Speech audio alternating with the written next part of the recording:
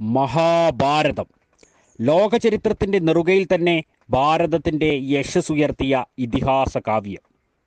ഇത് ഭാരതീയ വിശ്വാസം അനുസരിച്ചുള്ള ദ്വാപരായുഗത്തിൽ നടന്ന സംഭവമാണെന്ന് ആർക്കിയോളജിക്കൽ സർവേ കണ്ടെത്തിയിട്ടുണ്ട്. മഹാഭാരതത്തിലെ പ്രമുഖമായ രണ്ട് കഥാപാത്രങ്ങളാണ് കർണനും അർജുനനും എന്ന് എല്ലാവർക്കും അറിയുന്ന കാര്യമാണ്. ഇവർ രണ്ടുപേരും കുന്തിപുത്രന്മാരാണെന്നും ഭൂരിഭാഗം പേർക്കും അറിയാം. അർജുനൻ പാണ്ഡവപക്ഷത്തിനായി പോരാടിയപ്പോൾ കർണൻ കൗരവപക്ഷത്ത് ചേർന്ന് പോരാടാൻ വിധിക്കപ്പെട്ടവനായിരുന്നു. അതിന് വ്യക്തമായ കാരണങ്ങളും ഉണ്ടായിരുന്നു. അത് മറ്റൊരു വീഡിയോയിൽ വ്യക്തമാക്കുന്നതാണ്. എങ്കിലും ഇതിൽ ആരാണ് ഏറ്റവും ശക്തനെന്ന അഭിപ്രായത്തിൽ കാലാകാലങ്ങളായി തർക്കങ്ങൾ നിലനിൽക്കുന്നുണ്ട്.